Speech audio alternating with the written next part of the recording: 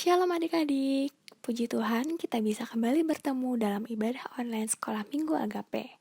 Sebelumnya aku mau nanya, siapa yang pernah lihat pelangi? Ya, pelangi itu indah banget kan? Nah, tapi ada satu hal yang lebih indah dari apapun. Apa itu? Hal yang paling indah adalah kasihnya Tuhan Yesus buat kita semua. Yuk, aku mengundang adik-adik di rumah untuk berdiri dan kita akan menyanyikan pujian Kasih Yesus Indah-Indah, Oh Indah.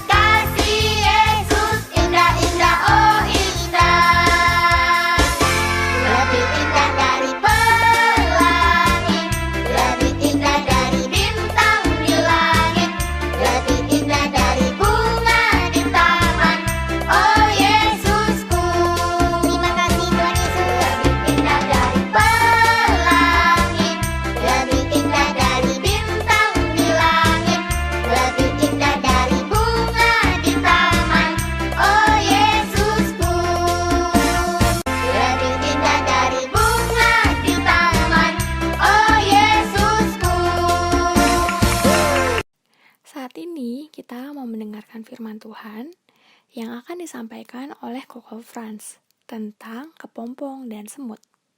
Yuk, aku mengundang adik-adik untuk mempersiapkan diri dan hatinya, dan kita mau menyanyikan sebuah pujian yang berjudul Kesayanganmu.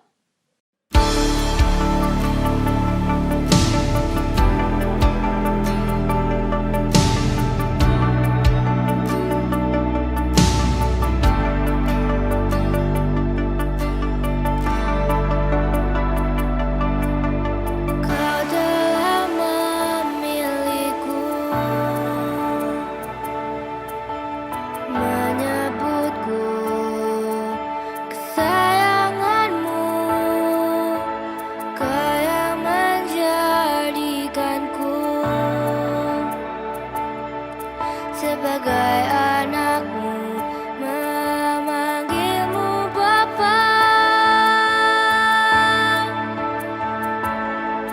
ku mau mengenalmu, berjalan dekatmu, Bapa yang baik di setiap waktu. Ku angkat tanganku menyembahmu selalu.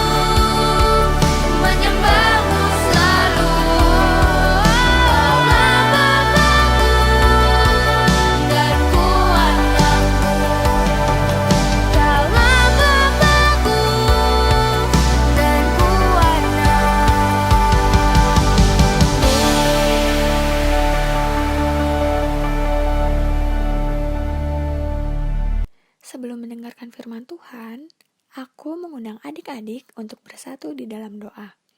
Mari duduk yang manis, pejamkan mata, lipat tangannya, kita bersatu di dalam doa. Tuhan Yesus yang baik, terima kasih karena hari ini kami bisa kembali mengikuti ibadah online sekolah minggu. Meskipun kami berada di tempat yang berbeda antara satu sama lain, tapi kami percaya bahwa Tuhan Yesus senantiasa bersama dengan kami. Tuhan yang kiranya membimbing hati dan pikiran kami, agar kami dapat mengerti tentang cerita firman Tuhan, tentang kepompong dan semut yang akan disampaikan oleh Koko Franz. Hanya di dalam nama Tuhan Yesus kami berdoa. Terima kasih Tuhan. Amin. Cerita dimulai. Di suatu hutan yang rindang, hidup berbagai binatang buas dan jinak. Ada kelinci, burung, kucing, capung, kupu-kupu, dan yang lainnya. Pada suatu hari, di hutan tersebut ada badai yang sangat dahsyat. Anginnya sangat kencang, sehingga membuat pohon dan daun-daun menjadi kacau. Krak! Terdengar bunyi dahan-dahan berpatahan. Di saat yang bersamaan juga, banyak hewan yang tidak dapat menyelamatkan dirinya akibat dari badai yang terjadi. Badai baru berhenti ketika pagi menjelang. Matahari kembali bersinar dengan hangatnya. Tiba-tiba, dari dalam tanah muncul seekor semut. Si semut terlindung dari badai karena ia bisa masuk ke dalam sarangnya di dalam tanah. Wah, selamat pagi dunia. Loh. Ini ada apa? Kenapa semua berantakan? Ranting dan pohon semua rusak. Karena si semut tidak merasakan dan tidak mengetahui badai yang terjadi semalam, karena dia berada di dalam tanah di dalam rumahnya. Akhirnya, si semut pergi berjalan-jalan di sekitaran hutan tersebut. Ia melihat seekor kepompong yang tergeletak di dahan daun yang patah akibat badai semalam. Si semut berkata, alangkah tidak enaknya menjadi kepompong, terkurung dan tidak bisa kemana-mana. Menjadi kepompong memang memalukan.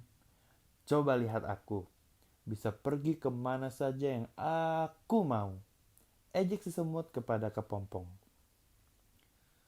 Semut terus mengulang perkataannya pada setiap hewan yang berhasil ditemuinya. Beberapa hari kemudian, semut berjalan di jalan yang penuh dengan lumpur. Ia tidak menyadari kalau lumpur yang diinjaknya bisa menghisap tubuh kecilnya semakin dalam. Aduh, sulit sekali berjalan di tempat becek seperti ini, keluh si semut. Semakin lama, si semut semakin tenggelam dalam lumpur. Tolong, teriak si semut. Tiba-tiba, dari kejauhan terdengar oleh si semut, wah, sepertinya kamu sedang kesulitan ya? Si semut terheran mendengar suara itu. Ia memandang sekelilingnya mencari sumber suara. Dilihatnya seekor kupu-kupu yang indah terbang mendekatinya. Meskipun si semut melihat si kupu-kupu tersebut hanya dengan setengah tubuhnya yang sudah tenggelam di dalam lumpur. Lalu kupu-kupu berkata, "Hai semut, aku adalah kepompong yang dahulu engkau ejek. Sekarang aku sudah menjadi kupu-kupu. Aku bisa pergi kemana saja yang aku mau dengan sayapku. Lihat, sekarang kamu tidak bisa berjalan di lumpur itu kan?" Dengan sedih dan penuh dengan penyesalan, si semut berkata, "Ya, aku sadar. Aku mohon maaf karena telah mengejekmu. Maukah kamu menolong aku sekarang?" kata si semut pada kupu-kupu. Nah, adik-adik, kira-kira Apakah si kepompong yang sudah berubah menjadi kupu-kupu tersebut akan membalas ejekan si semut sama seperti yang dilakukan oleh semut pada waktu itu kepada kepompong? Akhirnya kupu-kupu menolong semut yang terjebak dalam lumpur penghisap.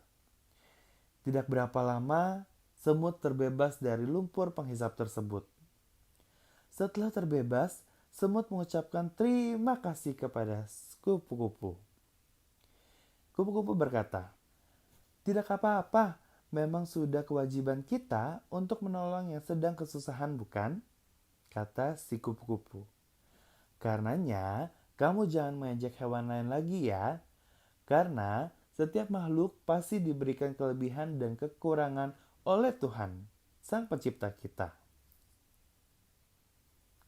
Sejak saat itu, semut dan kepompong menjadi sahabat karib. Nah, dari cerita firman Tuhan pada pagi hari ini, banyak sekali hal-hal yang adik-adik bisa tahu. Apakah adik-adik menjadi seperti semut yang suka mengejek kekurangan orang lain dan merasa bahwa dirinya adalah paling hebat?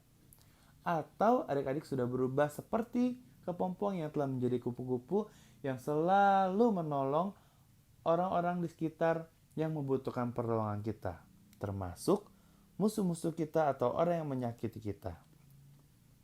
Yuk adik-adik, kita juga mau buka Alkitab kita yang terdapat dari Matius 5 ayat 44. "Tetapi aku berkata kepadamu, kasihilah musuhmu dan berdoalah bagi mereka yang menganiaya kamu." Yeay. Nah, Tuhan Yesus mau supaya kita mengasihi siapapun tanpa terkecuali. Untuk mengakhiri pada hari ini, aku mengundang adik-adik untuk bersatu di dalam doa. Mari kita berdoa. Tuhan Yesus, terima kasih untuk firman yang telah kami dengarkan. Kami siap Tuhan untuk menjadi anak-anak-Mu yang taat dan setia. Ampunilah kami Tuhan apabila kami seringkali melukai hati-Mu. Kami memohon pimpinan-Mu supaya kami dapat senantiasa mengasihi sesama kami, bahkan mereka yang telah menyakiti hati kami. Tuhan Yesus juga yang kiranya mengampuni mereka yang telah bersalah kepada kami. Ajar kami Tuhan agar senantiasa memiliki hati yang lemah lembut dan penuh kasih. Hanya di dalam nama Tuhan Yesus kami berdoa. Terima kasih Tuhan. Haleluya. Amin.